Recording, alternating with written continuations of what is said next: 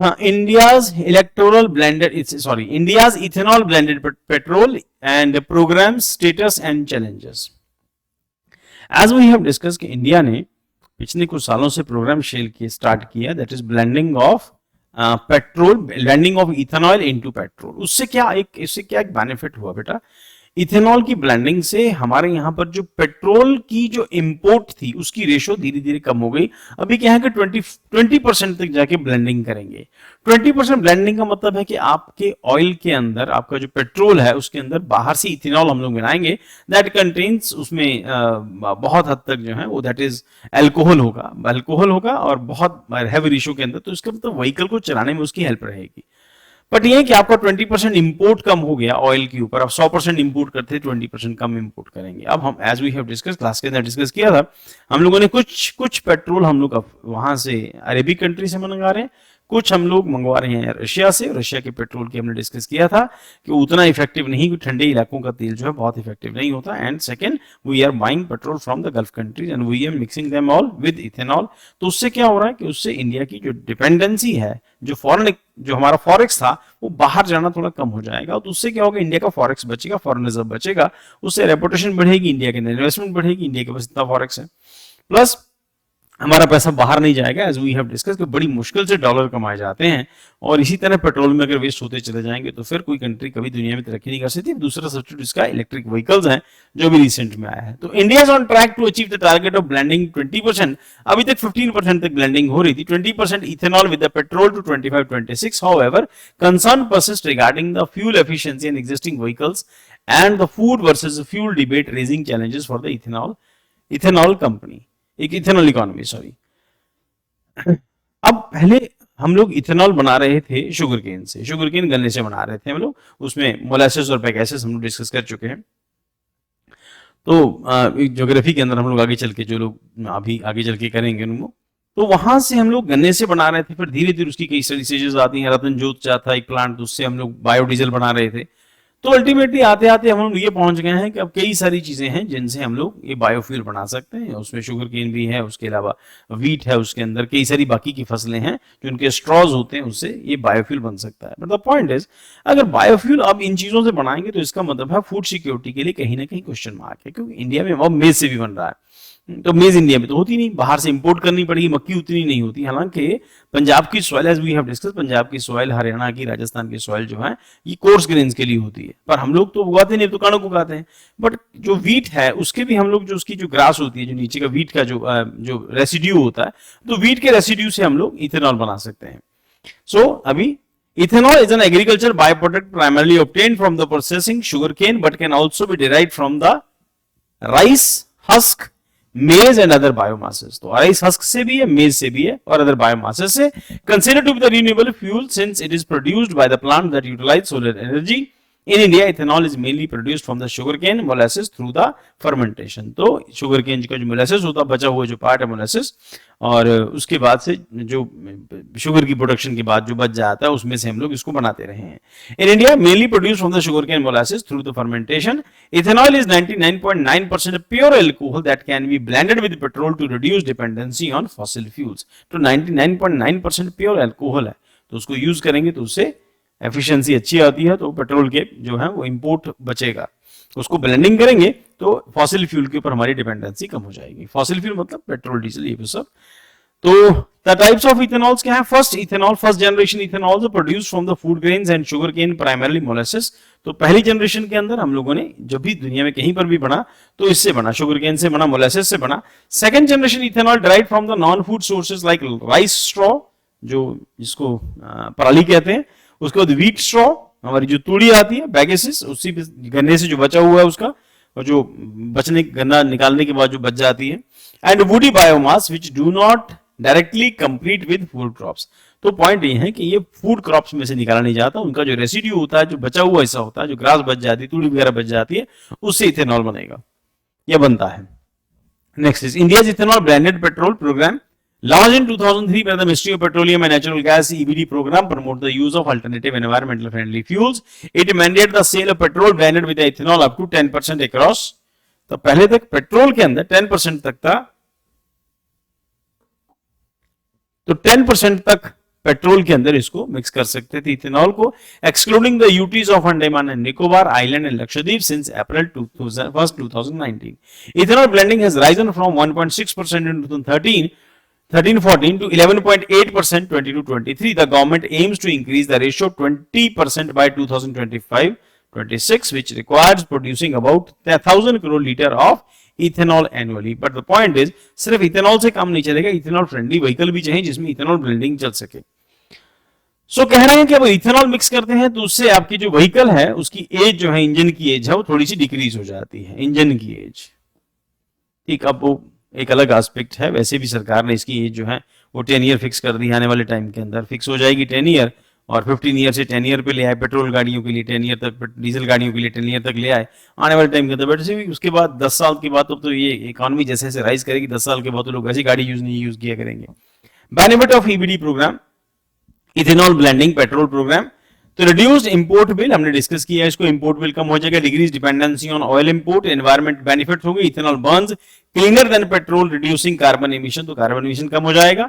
Increased farm income, तो farmer के पास जो रेसिड्यू है उसको बेचेगा तो उससे फार्मर की इनकम बढ़ेगी, जिसको पराली कहते हैं. ऐसे भी जला के दिल्ली में पोल्यूट होती है, तो बेटर है जलाओ मत, इसको काट के सरकार को दे दो, सरकार इसका इथेनॉल बना लेगी, तो फार्मर की इनकम भी बढ़ जाएगी. लो इन्वेस्टमेंट क्या है, biofuels require minimal incremental investment for manufacturers. Next,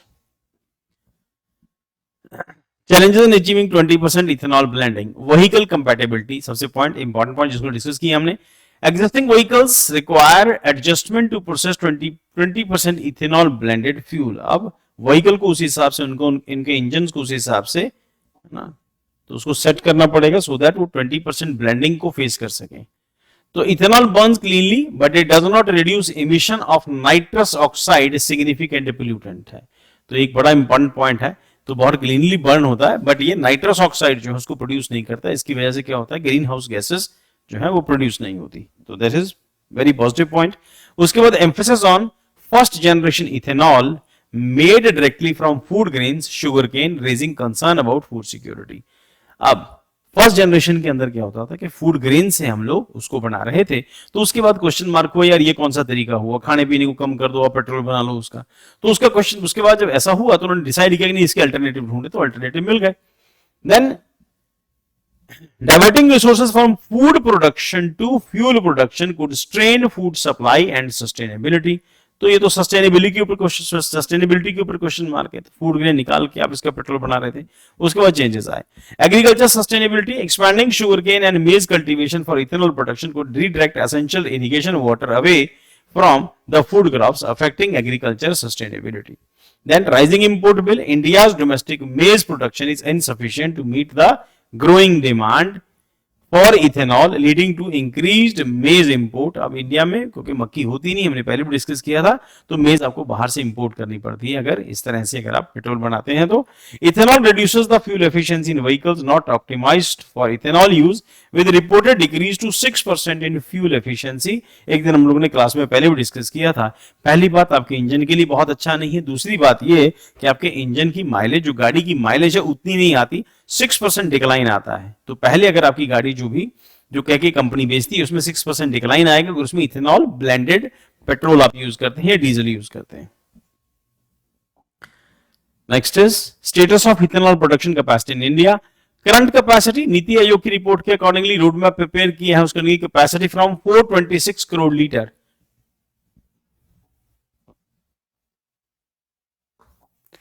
426 crore liters in 2021 to 760 crore litre इन 2026 तक आते आते इसको ऑलमोस्ट डबल कर देंगे, 426 से लेके 760 करोड़ लीटर तक. Grain based distilleries need to expand from 258 crore litre to 740 crore litre in the same period. तो इसका मतलब ये है कि जो इथेनॉल प्रोड्यूस करने वाली जो डिस्टिलरीज हैं उनको भी अपनी प्रोडक्शन जो इंक्रीज करनी पड़ेगी, डबल से भी ज्यादा. Two interest subvention programme have been launch to establish new distilleries and ramp up ethanol production capacity. तो उसको करने के लिए, इथेनॉल कैपेसिटी बढ़ाने के लिए नई डिस्टिलरीज लगाई जाएंगी जहां पर इथेनॉल बनेगा. उसके बाद way ahead diversification of second generation and third generation ethanol. The government should focus on second and third generation ethanol production to reduce the impact on food security. Engine turning, उसके बाद existing vehicles में require engine adjustments to accommodate E20 fuel. उसके बाद ethanol pricing, liquor revenue is crucial for many state government, there is demand for increasing ethanol prices to balance the interest. तो ये एक aspect ये भी रहेगा। हमारी तो सरकार वैसी दारू पे चल रही है, पंजाब सरकार, तो लिक्विड रेवेन्यू बहुत एसेंशियल हो जाता है स्टेट गवर्नमेंट्स के लिए। There is demand for increasing ethanol prices to balance the interest. तो इथेनॉल की डिमांड की, इसके प्राइसेस जो बढ़ाने से बैलेंस डेवलप हो जाएगा। State performance, the central government ethanol mission has been varying. Level of adoption across states influenced by the local policies and economic priorities. India's ethanol blended petrol program is a crucial step towards energy security, environment sustainability and rural economic development. However, addressing the challenges to vehicle compatibility, food security, agriculture sustainability is essential to ensure program long-term success. अभी तक हम लोगों ने जो discuss किया उसमें एक बड़ा इंपॉर्टेंट पॉइंट है कि पहली बात इथेनॉल है क्या, और इथेनॉल की डेवलपमेंट के साथ साथ जब इथेनॉल की प्रोडक्शन बढ़ाने से क्या होगा, हमारा जो फॉरेक्स है वो बचेगा, हमारी फॉसिल फ्यूल के ऊपर डिपेंडेंसी है कम हो जाएगी। इथेनॉल का एक बड़ा बेनिफिट क्या है कि इससे पोल्यूशन कम होता है। इसके बाद जो हमने अभी जो डिस्कस किया उसके अंदर इथेनॉल से प्रोडक्शन कम, जो पोल्यूशन है वो कम होगा। इथेनॉल की फर्स्ट जनरेशन के अंदर फूड ग्रेन्स यूज होते थे, पर इथेनॉल की सेकंड और थर्ड जनरेशन के अंदर जो रेसिड्यू है वो यूज होगा, तो उससे इथेनॉल की जो प्रोडक्शन है वो बढ़ेगी। इथेनॉल की प्रोडक्शन जो अभी तक कम है उसको बढ़ा के कैपेसिटी को डबल करना है। उसके साथ साथ व्हीकल के अंदर रीएडजस्टमेंट करनी है ताकि ब्लेंडिंग परफेक्ट हो सके, और इथेनॉल के जो बेनिफिट्स हैं उसका जो फार्मर्स हैं उसको उसका बेनिफिट मिल सके। जैसे पराली जला के खत्म कर देते हैं, अगर इथेनॉल ब्लेंडिंग होगी तो क्या होगा, इससे उसका बड़ा एडवांटेज ये होगा कि फार्मर्स की इनकम बढ़ेगी और पोल्यूशन कम होगा। इथेनॉल की खुद की यूजेज से नाइट्रस ऑक्साइड जो है वो प्रोड्यूस नहीं होते। तो इसका मतलब ये कि ये जो सेक्शन है इकोलॉजी एनवायरनमेंट के लिए परफेक्ट सेक्शन रहेगा, और अगर आपको मेंस में लिखने को आएगा तो बहुत अच्छा लिखोगे इस टॉपिक के बारे में, इथेनॉल ब्लेंडिंग के बारे में। तो this is complete information about ethanol blending. तो पहला पॉइंट इसको आपको सेग्रीगेट कर लेना है, कौन से पॉइंट को कहां पे लिखना है। फॉरेक्स बचेगा, सबसे एस्पेक्ट इंपॉर्टेंट क्या है, तो फॉरेक्स बचेगा, और उसके बाद हमारा पोल्यूशन कम होगा, फार्मर्स की इनकम बढ़ेगी, और उसके साथ साथ जो गवर्नमेंट की प्रोडक्शन है उसको इंक्रीज करना है, और उसके साथ साथ व्हीकल एडजस्टमेंट करनी है ताकि आने वाले दिनों के अंदर हम लोग इथेनॉल ब्लेंडेड पेट्रोल है उसको बेचें, और उसके साथ साथ उसको और एक्सपैंड करेंगे ताकि और व्हीकल्स को भी, पेट्रोल के साथ साथ डीजल व्हीकल्स में भी इसका यूजेज होगा, कमर्शियल यूजेज होगा, तो इसकी प्रोडक्शन और कम हो जाएगी। तो इसका मतलब 20 लाख लीटर तक हमको अभी क्या 20 लाख लीटर 460 करोड़ लीटर से अब इसको बढ़ा के 760 करोड़ लीटर तक इसकी कैपेसिटी को इंक्रीज करना, बस ये वाला पॉइंट इंपॉर्टेंट है।